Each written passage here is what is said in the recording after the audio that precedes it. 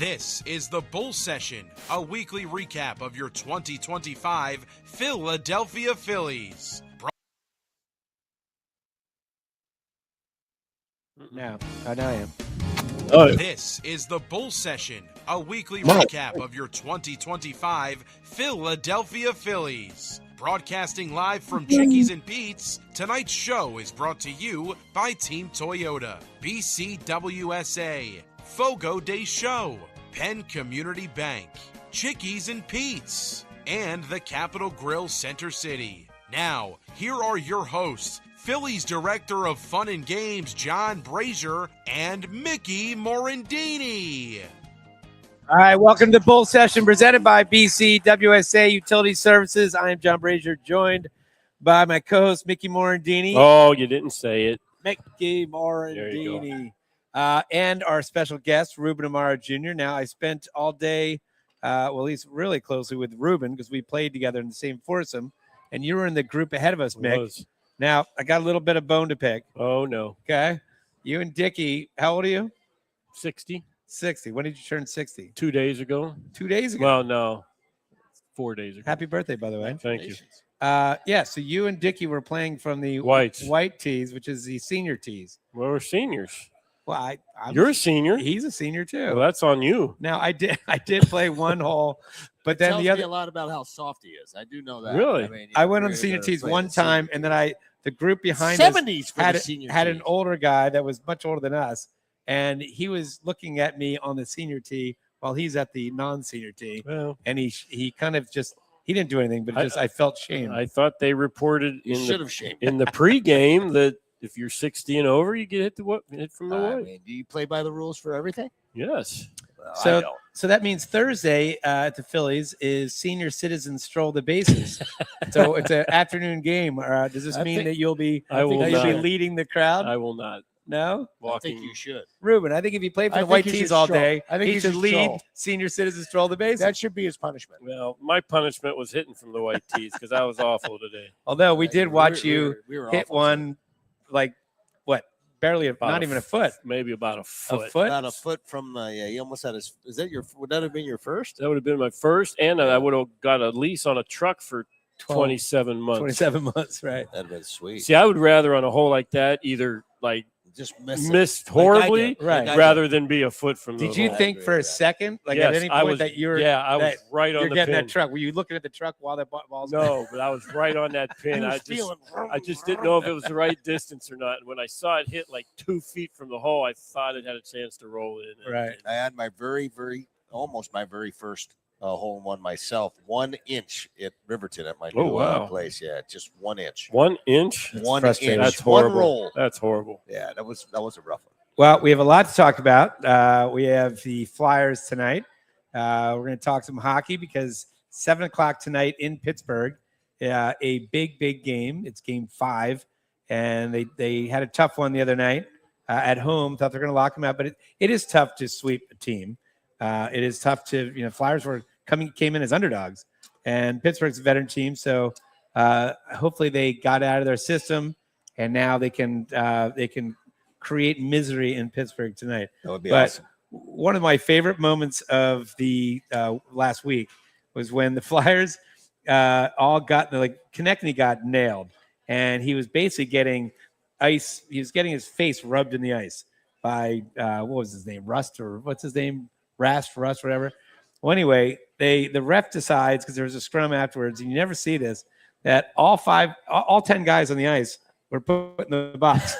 That was pretty funny. 5 guys in Flyers box, 5 guys in Penguins box, and then sure enough, the Flyers, they come out of that with a power play, and Zegras scores, and I guess he said, if we score, I can't wait because I'm going to go over to the.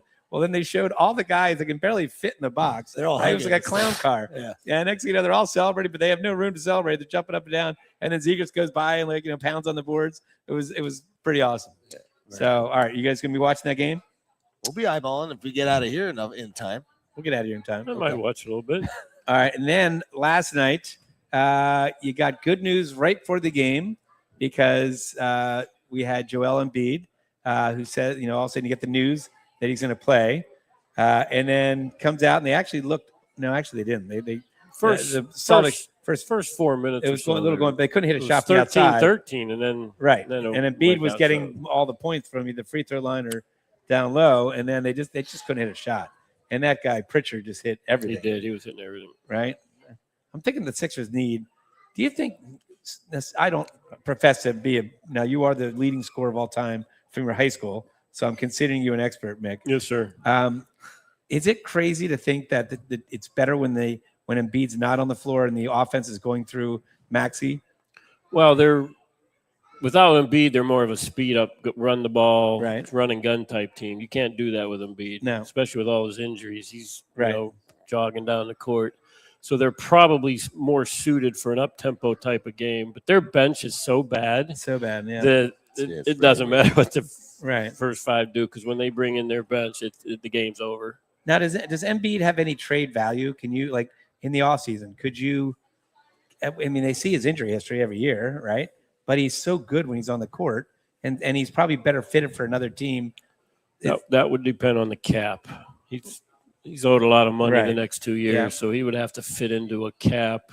Something with the Sixers backcourt, with Edgecombe and Maxey, if they had a traditional old-school center that was more banging down low, right? Like kind of like a Kareem Abdul-Jabbar that works down the paint. But there aren't very many of those You're right. anymore. There are no centers where you lob it in and hook shot or Hakeem Olajuwon, that type. On the three-point line. Totally different game now. Yeah. Is it? I mean, it was fun when you had Olajuwon and Ewing and Jabbar and David Robinson and Tim. That was fun basketball. Now all I do is I can't even watch basketball now, because all it is we're shooting 3-pointers. Right. And that's just not basketball to me. It's the same thing that's happened to baseball. Everybody's just trying to hit a home run. Yeah, I got a stat for that. Well, it is interesting that you say that, because when you have AAU ball right now, right, that these guys are on these they're playing on these all-star club appearances, and it's all showcases. So whether it's basketball, they got to stand out. So to them, standing out is in basketball, hitting a 3-pointer or dunking, whatever, but it's not showing team. It's not being John Stockton and doing a nice bounce pass, right? They want something that's sexy. And the same thing with baseball. The guys that are going to showcase, I don't know, hitting it up the middle when there's a guy on second is not sexy.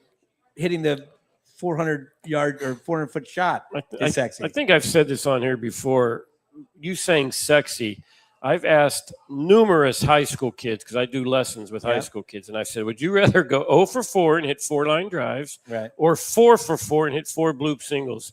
And every kid says, I'd rather go 0 for 4 and hit 4-line drives. It's really insane. It's amazing to me that someone would say that. The actual base hit doesn't mean anything anymore. It's been crazy. Devalued. Well, right. So look at Luis Araz, if I'm saying his name right. Araz. He's been on 4 different teams in the last 6 years, whatever, right? And he's won 2 or 3 batting championships, but they see him as a bad player because he's slow. He doesn't have a position, but all he does is hit, right? He doesn't walk. All I can tell you is I don't understand the game today and what is valued and what is not valued. So I'm glad I'm not a GM. Right. All right. Well, then so are a lot of millions of other people here in But you wish you were a player, though, don't you? I do wish I was a player.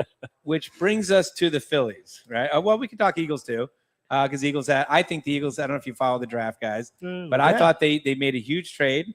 Howie's unbelievable. Howie's insane. He really is unbelievable. He is insane. He works a draft like I don't know, Pied Piper. I mean, I don't know how he does it, but he's that wide receiver Lemon should not have been on the board anywhere near where the Eagles picked, right? And it's not like he even had any injury risk or anything. He just fell for whatever reason. Well, I think a lot of the dominoes started falling when the Rams went out and picked Ty Simpson, which was kind of a surprise. Very strange draft. And Arizona picked up Jeremiah Love earlier than people thought at 4. But then it kind of felt weird. Then they went on a big offensive lineman run. Well, somehow this, and Lemon was known as seen as, to some people, the number 1 receiver, right? Yeah. I think he won the Blitnikoff Award. And he somehow slides, and then Howie does. He's on the phone with Pittsburgh. You're a Steelers fan. I am. Yeah, he's a Steelers fan. So funny. And they're on the phone with this, and then all of a sudden, like the other Eagles are calling in, and the agent saying, "Hey, pick up that call. Eagles are getting you. And wasn't that the Cowboys they made the trade with? Made the trade with the Cowboys. That even makes it even more weird. Yeah, really, really strange stuff. Right. Well, they had to because there's no other person they could do a trade with, no other team. But yeah, they filled all the needs. They got a tight end, right? They got an offensive lineman. They got hopefully another Jordan Mailata. They got a guy from Ghana who's never played football before, but he's like. But one of the best things about the draft was Indiana's captain, Aiden Fisher, who happens to be Lori, my partner's daughter's boyfriend, got drafted in the seventh round. He was taken by the Houston Texans. Wow. Now, were you following that? Like yes. During the game, I was watching. Yeah. I was actually doing the game, and I was watching. He was getting followed, and I was following. I saw that. I actually made a phone call to a friend of mine with the Eagles to find out whether he thought he was going to be. He thought he was going to be drafted. He said, he's got a shot at being drafted in the seventh round on the third day. And that's exactly what happened. He made the right call, and he got picked up by the Texans. I love it. It's awesome. It's fun to see. Even like Mendoza didn't even go to the draft, even though he knew he was going to be the number one pick, and he wanted to be home with his family, right? And that's understandable. That's his best friend. That's Aiden Fisher and Mendoza are best friends. Yeah, that kid's just.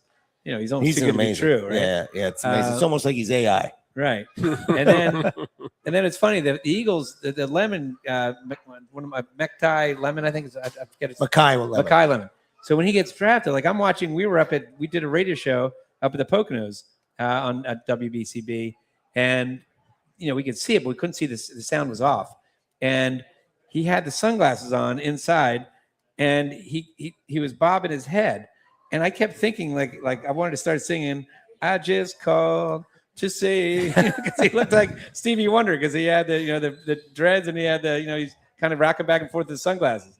So, again, I thought we drafted Stevie Wonder or something. So, Mick, did you think the same thing? No? Move on. But I thought Howie Roseman just unbelievable. Every year, somehow these guys follow him. He's pretty dazzling. How does Quinyon Mitchell last year follow him? How does Cooper DeJean last year follow him? I just don't get it. He's got that magic touch. So, all right. So now we'll get to the fighting Phils. Can we use that word? Must still? we? Can we use that word still? I don't know. They've been fighting too much.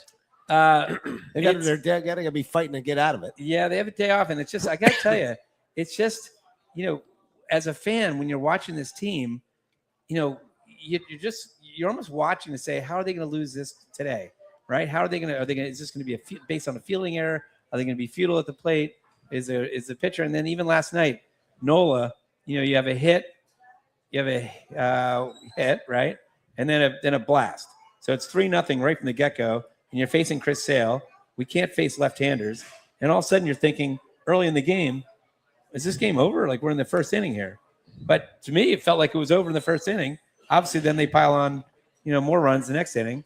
It's just, you look at all the stats, and it's just every stat, both on pitching and hitting, it's just not good. It's the worst in the league. It's not good. It's terrible. They're the worst combination of statistics in the league on both sides. You look at batting average for a team, they're hitting .219, which is 29 out of 30 teams.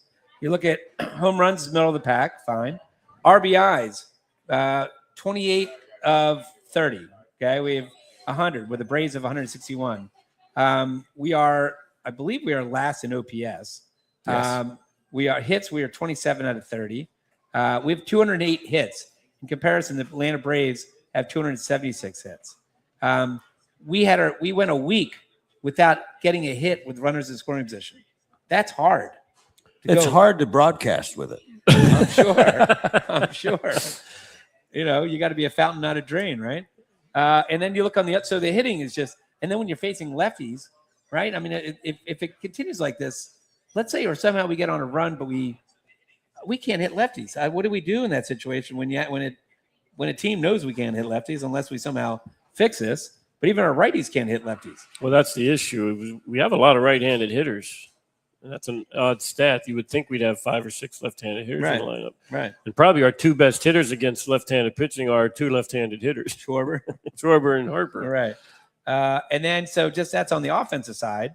And then you look at the pitching. And this is what's been really disappointing. Right. Super disappointing. You would think that the pitching would have carried this team, and you knew there was going to be some lineup issues, but you would think that the pitching would carry the hitting, right? But when you have number of wins for the starting pitchers tied with the Mets for last, ERA, we were 28 out of 30 with a 5.13. Our starters ERA are dead last, which is shocking. Amazing. If you had said that, even though Wheeler's out, that's shocking with Sanchez and Luzardo and Nola. You would think quality starts, we are 23rd out of 30. WHIP, we are 29 out of 30. On base average pitching, 30 out of 30. And then you look at some of the, Sanchez, 2.94 ERA. Now that was skewed a lot by the bad outing he had. But Nola's ERA is 6.03. Luzardo, 6.91. Painter, 5.25. Walker was 9.13.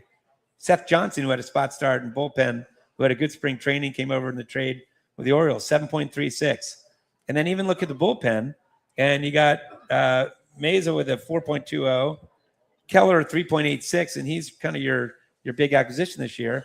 Banks, he was a stud last couple of years. Struggling right now. And 7.20 ERA. Alvarado, 7.45 ERA. I mean, it's just up and down the lineup. And now you got Duran on the DL. You hope he comes back. Well, big thing with Duran on the DL, we were worried about who's going to be the closer. Well, we haven't needed a closer. We haven't needed one yet. And we may not. He may come back, and we may not have needed one guy to close out a game. That's a good question. So I guess Alvarado, well, I don't know. Has there been a Keller? There hasn't been one save. No, there has not been one save I situation. guess Keller would be Keller would probably be the right? guy. Or maybe Alvarado if they're lefty. Going No, it's going to be Keller. Keller. All right. If they have one.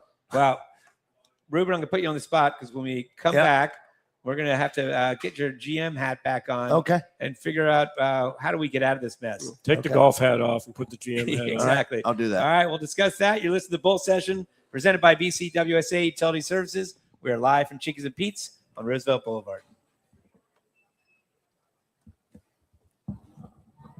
All right. Hey, BCWSA customers. This is Tommy Green from the 1993 National League champion Phillies. My friends at BCWSA are committed to providing us with safe, reliable water and sewer services. They operate state-of-the-art treatment facilities, provide clean drinking water, and make much-needed investments to protect our environment and ensure a sustainable future. Learn how BCWSA's investments help grow and serve our communities. Visit bcwsa.net. BCWSA, proven. Need auto service in a hurry? No one offers more service centers than the Peruzzi Automotive Group. More certified trained technicians to get you in and out. Appointments available within 24 hours. All makes and models. PA state inspections and emissions to major work including collision. All located on Route 1 in Fairless Hills. Visit any Peruzzi dealership for fast service. Peruzzi Buick GMC, Peruzzi Nissan, Mitsubishi, or Mazda, and their collision center. Penn Community Bank, we're your financial partner for all of life's moments. Our checking accounts are designed with you in mind, providing convenient access and 5-star mobile and online banking services to help you achieve your goals. Right now, you can earn a $350 cash bonus for opening a qualifying new checking account with direct deposits in the first 60 days. Visit PennCommunityBank.com/cash bonus to learn more. Penn Community Bank, here we grow. Offer terms and conditions apply. Limited time offers subject to change. Ask for full details. Member FDIC. Hi, it's Pete from Chickie and Pete's. Bring your party to Chickie and Pete's. We can handle groups of all sizes at our locations across the Delaware Valley. Big parties, small parties, company parties, family parties, get-togethers with friends, order off the menu or our special catering options. We can do it all, including coming to your home or office or special Play 2 party packages at our South Philly location. Book your party today. Hurry, the space is limited. Visit ChickieandPete's.com for details. Chickie and Pete's is an official caterer of the Philadelphia Eagles Touchdown Club and a proud partner of the Philadelphia Eagles. We now return to Chickies and Pete's for the Bull Session. Once again, here are your hosts, Phillies Director of Fun and Games, John Brazer, and Mickey Morandini. All right, we are back to the Bull Session presented by BCWSA Utility Services. I'm John Brazer. Join my co-host, Mickey Morandini, and our guest tonight, Ruben Amaro Jr. All right. Before we get to Ruben's putting on his GM hat, Mick, you got some stats for us? Yeah, this is a league stat, and something's going to have to be done. MLB is going to have to do something with this stat because it's killing at least I think it's killing the game. So in 1993, we were on the Phillies, pennant-winning team. We struck out 893 times as a team the entire year.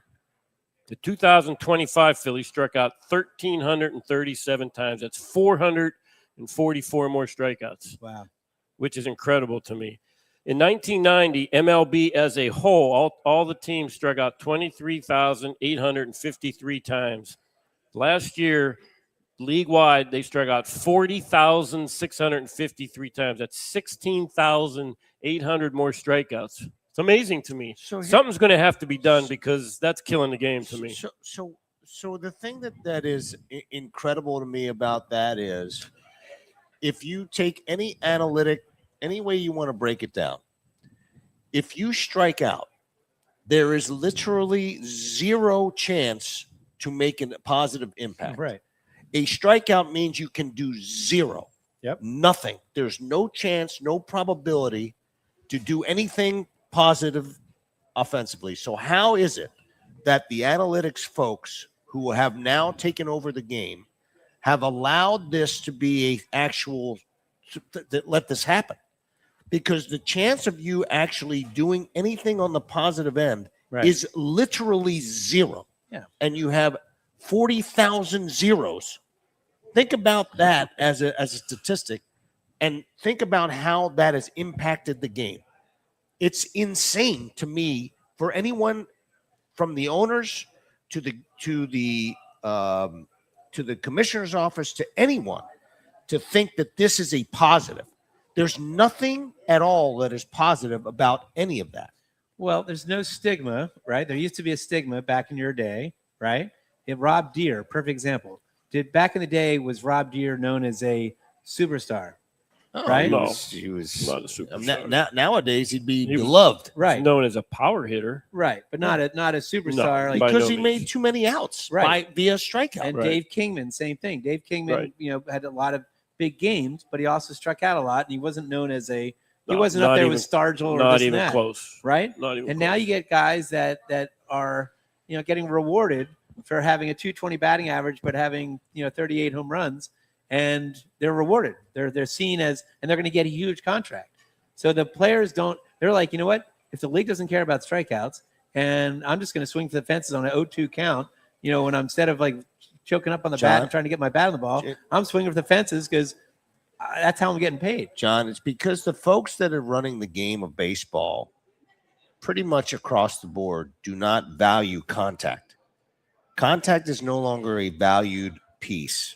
It's the velocity with which you hit it and the air with which you put underneath the baseball, right? And the angle that you put, hit the baseball. Because I don't understand it. I'll never understand it. But I know that they've tried to implement certain things with the pitch clock and the inability to shift now. Totally shift and that you have to have two, players in the infield on either side of second base. But the reality of it is the base hit is no longer valued. Like how would people today in the baseball world look at Tony Gwynn? He may not even make a team. You know what I mean? How would they look at him? Right, you're exactly right. Might not make a team. Because he didn't have launch angle, but he got on base. He didn't strike out, hit 330 every year, maybe popped 12 to 15 home runs or whatever it was. It would be interesting to see how they valued him. Well, with Greg Maddux, it would be the Luis Ariz of this day and age. With Greg Maddux, like obviously he had the stuff and he obviously, but he wouldn't stand out in the beginning. Would he have been given the chance to get to the majors to prove himself? Because he didn't throw 98 miles an hour. He didn't have, but his spin rate. Good question. So it's just the other stat it's the scariest stat that we didn't even get into is run differential. So the Phillies right now are the worst in the league. By far, we are. We have the worst record, tied with Mets for worst record, which is sad to say because the Mets, had a 11 or 12 game losing streak. We are negative 54. Atlanta is positive 65. Dodgers positive 67. So, I mean, that is a 111, 120, or 110. Yeah, like the difference in I think run differential's a little misleading. It is a little. It can be misleading, but you could lose 4 games by 10 runs. Right. You're minus 40. You could win 10 games by a run, and you're still minus 30. So it could be a little. But with our case, it's not. Well, yeah, because I just did the stats. And Right. our offense, we're not scoring Right. runs, and we're pitching, Right. we're giving up Right. tons of runs. So, all right, Ruben. So then the big question is, all right, you wore the hat as a GM. I mean, if you're in the situation right now, you're Dave Dombrowski.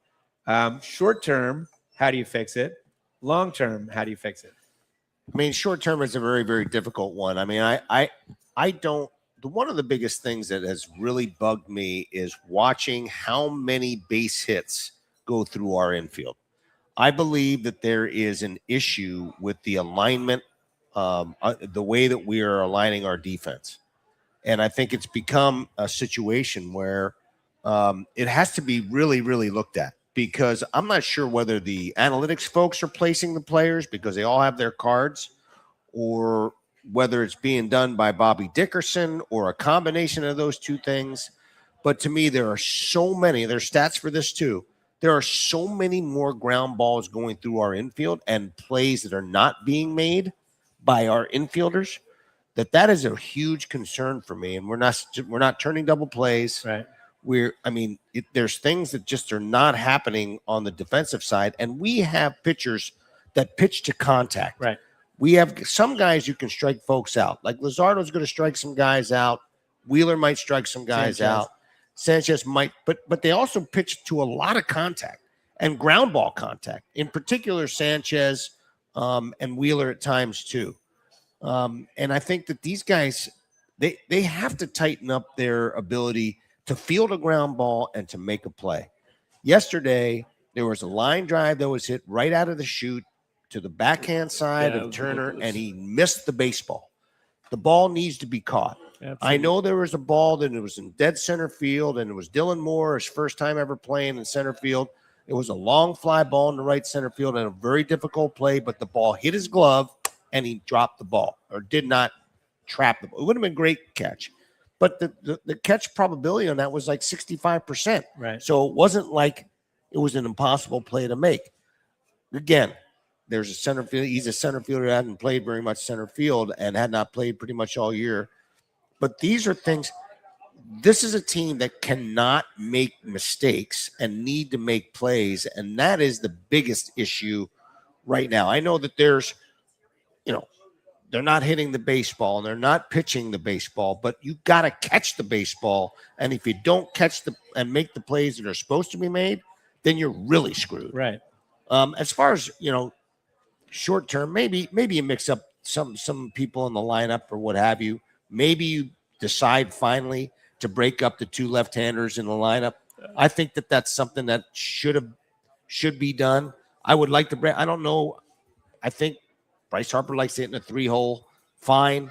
But I think they need to be broken up. I cannot. I just got to feel that you somehow have to break those two guys up in the lineup. And as far as like long term, I had to make a really difficult change years ago in 2010, and that was to remove Milt Thompson from his role as the hitting coach. But we didn't do that until there was 3 months into the season, where we were really underachieving. It wasn't Milt's fault. Milt's a good coach, and I just felt like it was a sort of a kick in the pants for the players that, at some point you got to take responsibility for yourselves. We made a change. A different voice was in there. It was happened to be Greg Gross we brought back. And then we went on and played really, really good baseball. That doesn't usually happen. We were lucky that it did. But if this continues for another month or for another 2 weeks or whatever, then a change probably needs to be made just to shake things up. And sometimes change just for change's sake can be effective.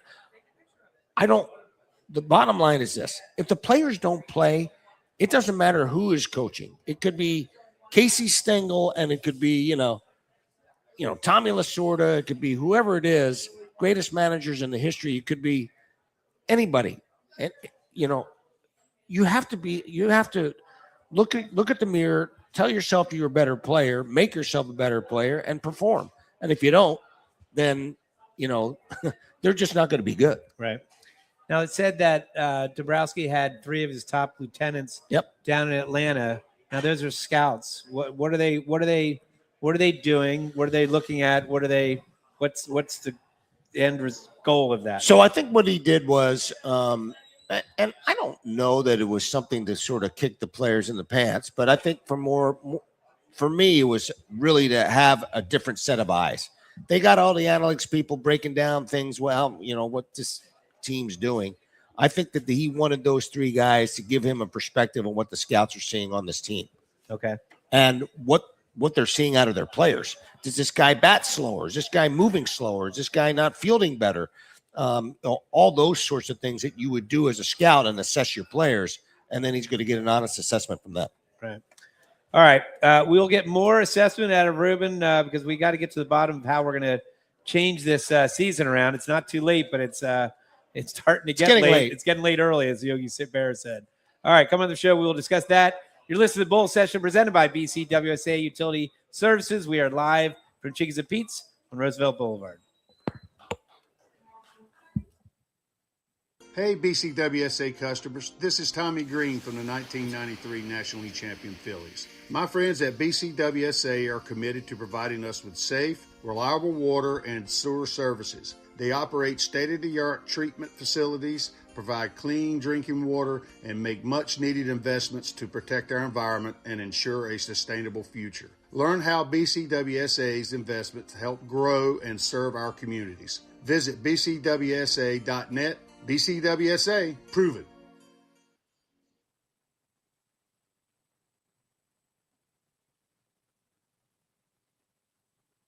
Need auto service in a hurry? No one offers more service centers than the Peruzzi Automotive Group. More certified trained technicians to get you in and out. Appointments available within 24 hours. All makes and models. PA state inspections and emissions to major work including collision. All located on Route 1 in Fairless Hills. Visit any Peruzzi dealership for fast service. Peruzzi Buick GMC, Peruzzi Nissan, Mitsubishi, or Mazda, and their collision center. At Penn Community Bank, we're your financial partner for all of life's moments. Our checking accounts are designed with you in mind, providing convenient access and 5-star mobile and online banking services to help you achieve your goals. Right now, you can earn a $350 cash bonus for opening a qualifying new checking account with direct deposits in the first 60 days. Visit PennCommunityBank.com/cash bonus to learn more. Penn Community Bank, here we grow. Offer terms and conditions apply. Limited time offers subject to change. Ask for full details. Member FDIC. Hi, it's Pete from Chickie and Pete's. Bring your party to Chickie and Pete's. We can handle groups of all sizes at our locations across the Delaware Valley. Big parties, small parties, company parties, family parties, get-togethers with friends. Order off the menu or our special catering options. We can do it all, including coming to your home or office or special Play 2 party packages at our South Philly location. Book your party today. Hurry, the space is limited. Visit chickieandpete's.com for details. Chickie and Pete's is official caterer of the Philadelphia Eagles Touchdown Club and a proud partner of the Philadelphia Eagles.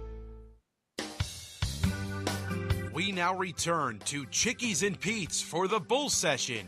Once again, here are your hosts, Phillies Director of Fun and Games, John Brazer, and Mickey Morandini. All right, we are back to the Bull Session presented by BCWSA Utility Services. I'm John Brazer, joined by co-host Mickey Morandini, our guest tonight, Ruben Amaro Jr., and this question is for Mickey. Woo. Mickey, this is from Chris Ermer. He says, well, it really was. Chris Ermer, our producer, he sometimes gives you questions. So I'm going to, shout out. He said that on Sunday, Saturday they broke the streak, right? Then Sunday, yes, even though you're facing a tough left-hander, Chris wants to know, why did Topper put out such a weak, lineup? He decided to put in a lot of righties. If just to jog your memory, it was Turner, Schwarber, Harper, Reyes, Garcia, Bohm, Sosa, Moore. Chris Ermer was not impressed with that lineup. I think the big thing was who was on the mound. Right. I mean, he's nasty on left-handed pitch. He's nasty on righties, too. He's just a really good pitcher that throws from down here. And I think just Stott doesn't play against lefties almost ever, and rarely does Marsh. He did play against a couple, I think, when he was during his hot streak. He came in that game, yeah. But it's just I think it was just had to do with Sale being on the mound, and he's so tough on lefties. Yeah. Ruben, do you think, and Mick, do you think Wheeler coming back? We got the win on Saturday. He pitched great, fine. Does Wheeler give you a boost just knowing that your ace is back in the rotation? Does that help lift the other guys around him? I think that there's a natural lift, but I mean, it's the performance lift. I mean, this is a team that hasn't had anybody in our starting rotation make a pitch in the 7th inning yet, not once. Crazy, which is insane. Yeah, for a team that the starting pitching rotation was picking up innings I think better than any team. Last year we led the league in there. Yeah, no question. And so, Mick and I have talked about this before, but I mean, it's the most disappointing part of this ball club because it really does take the wind out of the sails on the offensive side to try to crawl out of deficits that are huge. I mean, we're talking about 6-run deficits, 5-run deficits, 4-run. It takes you out of your game completely. If you wanted to try to have any type of speed game, this is not a team that works counts. They don't string hits together. They have to hit sort of home runs to score runs. So, when you're getting behind, it's really difficult to really create the kind of offense that's necessary to come back. So you got to have your starters give you a chance to stay in the game for 4 or 5 innings before you get blown up. And so, and it blows up the other way too, because if you're a reliever, you looked at the reliever numbers, right? Oh, there's no question. And then the domino effect is if terrible. your guys go 6-7 innings like they should, right, in the middle of the season, then all of a sudden, then you can go to your roles. You can Tanner Banks go in the 7th inning. Let's put Keller in the 8th inning, Duran or Alvarado, whoever in the 9th. But guys that are set roles, they're not. Well, now all of a sudden, guys are getting blown out. Starters getting blown out. Now you're putting in guys. We need to either stop the bleeding, so we need to put in our main guy in the 5th inning, 6th inning to stop the bleeding, and that turns it all. And they might be pitching back to back. And see, here's the thing: the whole back to back thing is not just necessarily the efficacy of the pitcher. It's about hitters seeing a guy multiple times. Right. If you see a guy, Mickey will tell you, if you've seen a guy maybe one time in a series, then that guy's stuff, he's going to have the advantage. If you see him more than once or twice in a series, which is what's happening for the Phillies now, you got a chance to get raked because people know what you're throwing. You have the shapes of your breaking ball, how you're going to get worked.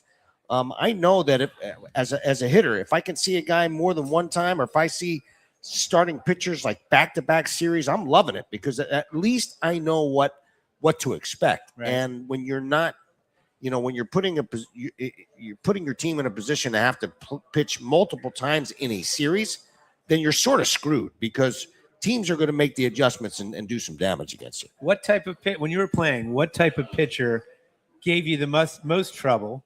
What type of pitcher, and what style pitcher did you have the most success against in general? So anybody who threw hard, I was fine. Everybody was real aggressive because I could hit a fastball. But anybody who had the ability to spin a breaking ball, like Doug Drabeck, I could never touch him. I actually had a little bit of success, at least at bat-wise, against any of the lefties. I was fine because I could adjust to off-speed pitches a little bit better. But anybody who had a really good breaking ball from the left side, from the right side, or a good split or changeup from the right side, I was done because I wanted heat. I wanted something firm and I wanted something straight. But if you could spin it on me, especially left-handed, I was done. Mick? Ditto. Is that right? I could hit a fastball. I could hit all the hard throwers. You get a Bob Tewksbury up there, couldn't sniff him. Is that right? Couldn't. Just a slow breaking ball, kind of spotted his 86-mile-an-hour fastball.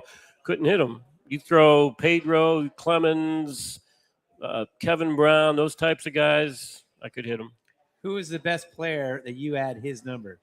Both of you guys. Dwight Gooden. I somehow got one of my games. I don't know what all the numbers were, but Dwight Gooden I hit well, and believe it or not, Sid Fernandez I hit well. Oh wow, that's a good one. El Sid and Dwight Gooden. You just saw the ball well. Just somehow saw the ball well against those guys, and I remember one time I got my third hit off of Dwight Gooden. I got a hit on a fastball, a hook, and a changeup. And in my last one, I hit a changeup, and I somehow stayed on it and smoked it to left for a double, opposite field, stayed on it. And I got to second base, and Dwight Gooden turned around and tipped his cap to me. Really? That was a pretty cool moment. Right. Huh. Now, you came out, we've talked about this before, but you came out gangbusters when you came over to the Phillies, right? I was in the tree for a minute.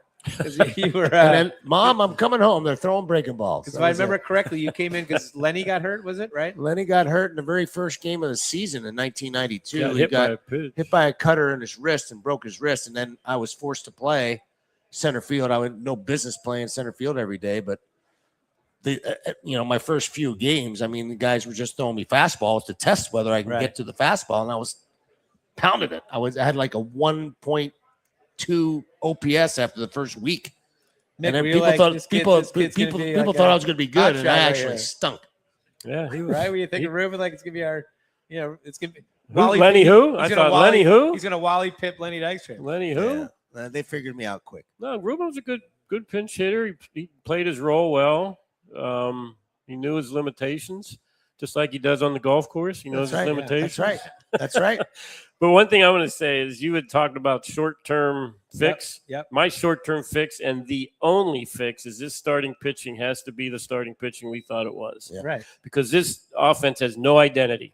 As Ruben said, we don't hit the long ball a lot. Right. We don't have a lot of home run power. Yeah, middle of the pack this year. And we don't get a lot of back-to-back base hits. We don't manufacture runs. We probably, Turner and Stott steal some bases, but we're not a really fast team. This team offense has not 1 ounce of identity on it. Yeah. It's interesting too. You hear, I'm listening to talk radio, and obviously Topper's under the gun. You're hearing some, Kevin Long. You don't hear anything about Caleb Cotham. He's a pitching good now again, because the starting pitching was so good last year, and the pitching in general has been good during this whole run. But now, he's been kind of under the radar. Yeah, I mean, listen, when you're evaluating your team, you evaluate everything. Right. And I know I was being evaluated as a GM. I was evaluating my manager, my pitching coach, my players, everybody. There's nobody immune. And if you're not doing your job well and your team is not doing well, then you have to open it up for everything. You have to open it up for scrutiny to everyone. And the starting pitching it's a shocker to me what's happening with them, because that is the strength of this team and was the strength of this team. And when you got Wheeler back, you were even more powerful, right? You thought, but they are not staying in any games, and they're going behind early, and it's putting a really serious toll on the rest of the team. You have pitching, you have a chance. You don't have pitching, you got no chance. Right. On the offensive side, Alec Boehm, everyone knows that he's had some personal issues that he's battling this year, and he's literally last in batting average, OPS, pretty much every offensive category. Is there a short term, if you're Dombrowski or if you're Rob Thompson, I guess you can see if you can send him down to AAA, but he has a say in that, right? You could bench him, but then you got to figure out how well do you know Alec Boehm? Is that going to be productive, or is that going to be non-productive, or do you not care? You got to sit him. I think you got to sit him, and I would sit him for at least a series and let him just sit on that bench and watch. Right. And let him watch. And I don't care off the field stuff. He's a professional ball player. Right. He's got to separate. Right. He has to separate. I don't know if the parent thing is bothering him. Maybe it's just an excuse, but he has got to. There's a lot of people that have a lot of problems outside of baseball. Right. To me, he's never really been a mentally tough player to begin with. I would sit him for an extended period of time and just let him watch and, have Kevin Long work with him and, come out for early batting practice, work off the tee, whatever it may be, because he's an integral part of this offense and he's not helping anyone else. At else. one point, he was a guy like a couple of years ago. He was a guy that, in my mind, like if there was a key situation, bottom of the ninth, and first and second, 2 outs, bottom of the ninth, you almost want him up because he was a guy that could make contact. Well, he was their best 2-out RBI player. He could put the bat on the ball. He could drive the balls in the gaps. I mean, he's, for a while. So he's shown he can do it. I think that he'd probably, I totally agree with Nick that he could probably use a mental breather just to sit and watch. sit and watch. I would avoid making him a pinch hitter unless you absolutely have to, Right. and just let him see the game from a different perspective, and to take the albatross off his neck, because every at bat right now looks like it's like the end of the world. And I've been there. I've had that feeling. I've gone 2 for 70. Right. I mean, I know what it feels like. So sometimes if you just get off the field, some guys want to hit their way through it. He's the type of guy that I think would benefit from sitting down and just watching a couple of games. How about Stott from a short term? Because Stott's struggling as well. I think Scott's stuff is mechanical. I see him breaking down a little bit with his backside. When he stays on top of the ball and he stays through the ball, baseball, he's fine. But right now he's breaking down, and I just see him trying to, get work underneath the baseball. He got a little bit better, hit a couple balls up the middle last couple of days. But I see that as a mechanical thing for me. He's been a bit of a disappointment, because I thought this is a guy instinctively with this idea at the plate and the stuff that he can do defensively. I really honestly believe that he was going to be a much better player. And he had a great second half of the year last year. He showed flashes. He really showed flashes of being, moving forward. And I thought it would be a big year for him. All right, coming up on the show, we'll discuss more Phils. You'll listen to the Bull Session presented by BCWSA Utility Services. We are live from Chickies and Pete's in Roosevelt Boulevard. Hey, BCWSA customers, this is Tommy Green from the 1993 National League Champion Phillies. My friends at BCWSA are committed to providing us with safe, reliable water and sewer services. They operate state-of-the-art treatment facilities, provide clean drinking water, and make much-needed investments to protect our environment and ensure a sustainable future. Learn how BCWSA's investments help grow and serve our communities. Visit bcwsa.net. BCWSA, proven. Need auto service in a hurry? No one offers more service centers than the Peruzzi Automotive Group. More certified trained technicians to get you in and out. Appointments available within 24 hours. All makes and models. PA state inspections and emissions to major work including collision. All located on Route 1 in Fairless Hills. Visit any Peruzzi dealership for fast service. Peruzzi Buick GMC, Peruzzi Nissan, Mitsubishi, or Mazda, and their collision center. Hi, it's Pete from Chickie and Pete's. Bring your party to Chickie and Pete's. We can handle groups of all sizes at our locations across the Delaware Valley. Big parties, small parties, company parties, family parties, get-togethers with friends. Order off the menu or our special catering options. We can do it all, including coming to your home or office, or special Play 2 party packages at our South Philly location. Book your party today. Hurry, the space is limited. Visit chickieandpete's.com for details. Chickie and Pete's is official caterer of the Philadelphia Eagles Touchdown Club and a proud partner of the Philadelphia Eagles. At Penn Community Bank, we're your financial partner for all of life's moments. Our checking accounts are designed with you in mind, providing convenient access and 5-star mobile and online banking services to help you achieve your goals. Right now, you can earn a $350 cash bonus for opening a qualifying new checking account with direct deposits in the first 60 days. Visit PennCommunityBank.com/cash bonus to learn more. Penn Community Bank, here we grow. Offer terms and conditions apply. Limited time offers subject to change. As for full details, member FDIC. We now return to Chickies and Pete's for the Bull Session. Once again, here are your hosts, Phillies Director of Fun and Games, John Brazer, and Mickey Morandini. All right, we are back to the Bull Session presented by BCWSA Utility Services. I'm John Brazer, joined by my co-host, Mickey Morandini, and our guest, Ruben Amaro Jr. Do I have to change the promo right there because it says Phillies Director of Fun and Games? Yeah, you need to change it. Because retired. I am former Phillies Director of Fun and Games. So you're retired Phillies former. I hope I haven't taken all the fun out of the team by getting out of it. I think we should blame you for this poor start. Are you going to start this now? I might have to.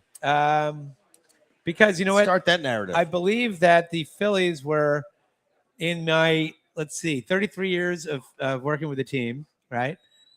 We were, I think, 44 games above 500. Phillies were 44 games above 500. When was this? From 1994 through 2025. We're 44 games above 500. The Phillies were actually. I got the numbers if you want. Because I think. Do we want them? Yeah. Do you want them? I can give you. Do you want them, Mick? I can give it to you now. Not particularly, no. Yeah, you do. I have them right here.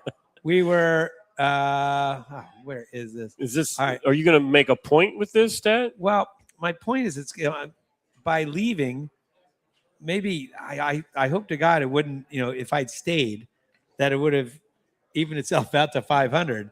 But they got to do something because it's not going well. And we have the All-Star game this year. We were talking during the break, and when you have the All-Star game, you're showing off your ballpark, you're showing off the city, you're showing off your team, and we're gonna have one guy who's gonna represent us, just like Ricky Battalico I hope did not, in because 1996. 1996, Ricky Bo was our only representative. That'd be terrible.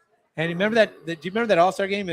They were doing their team photo, and somebody didn't Roberto Hernandez fall back on the riser, fall off, and he hit someone in the nose, and I think might have broken someone's nose during the team photo.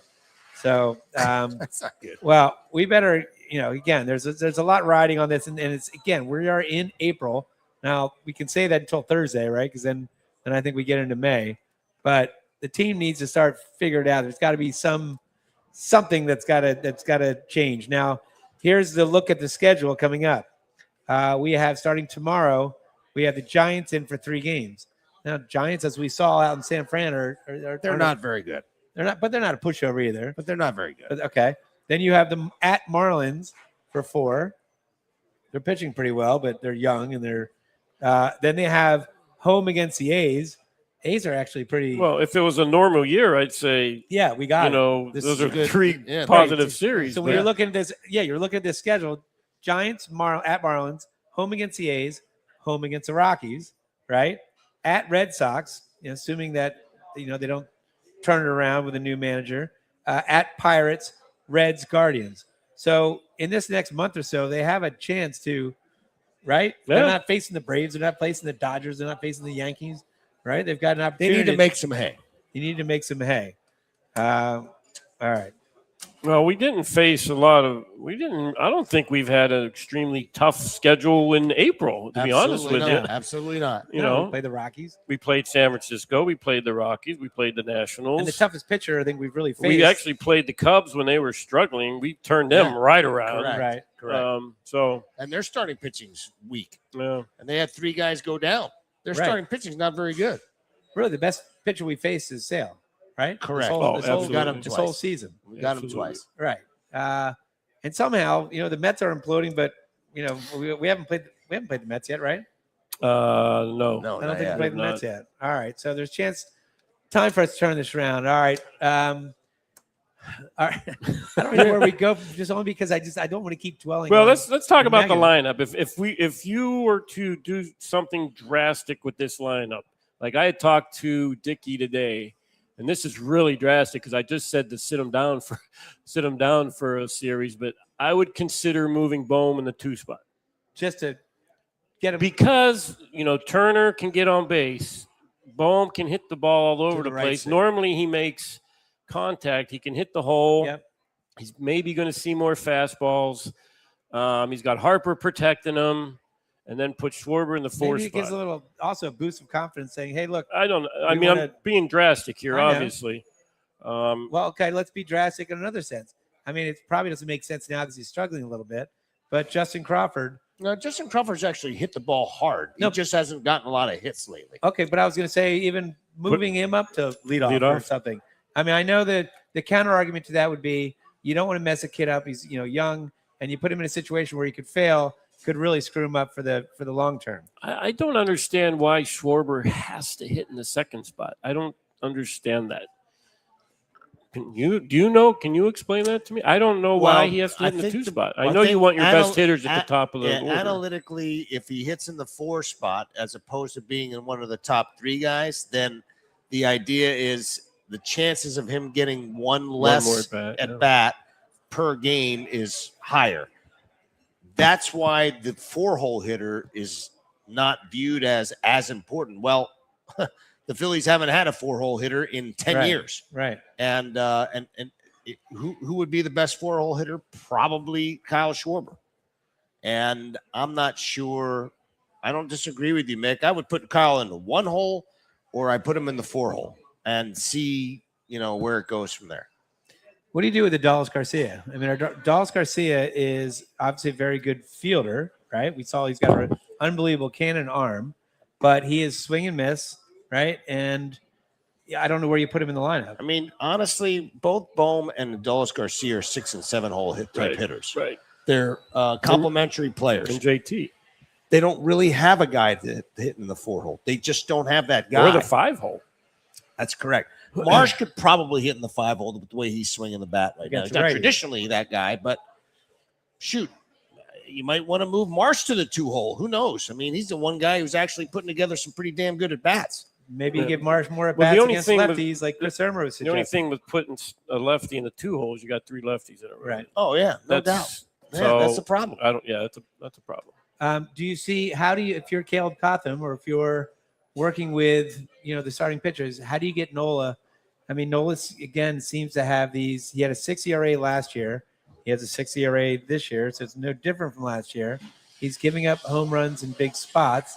Now there is something. He when he pitched in the World Baseball Classic, obviously it's early, but he looked like the old Aaron Nola. Like, do you think we can get back the Aaron Nola of 2018? No, but I do think that we can get a different version of him. I think he needs to bag his I almost was cursed.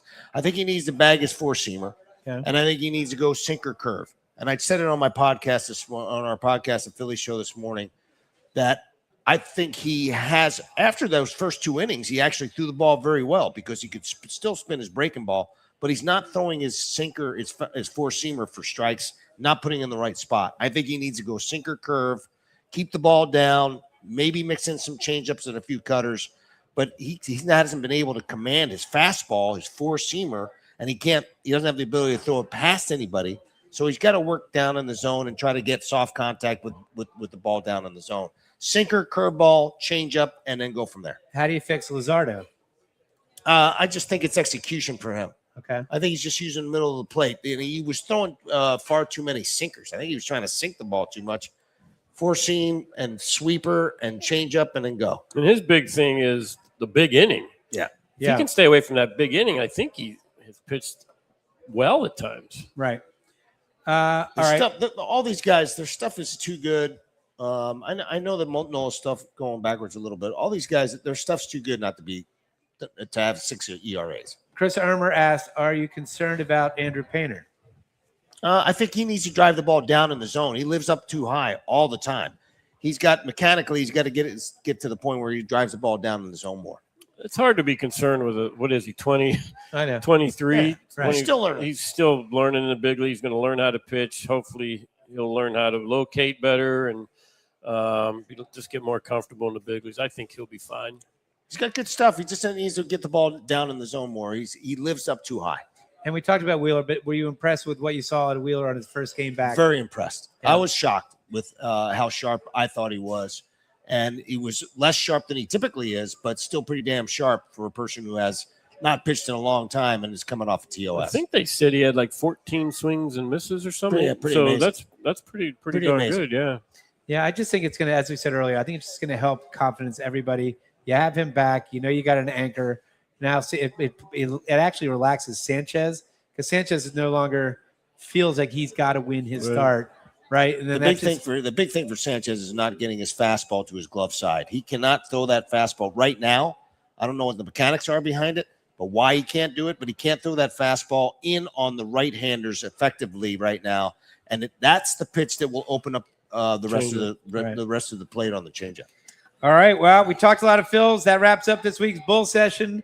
I would like to thank my co-host, Mickey Morandini, our guest today, Ruben Amaro Jr., our on-site producer, Chris Irmer. Thanks to Chickies and Pete's on Roosevelt Boulevard for hosting us tonight, and thank you for listening.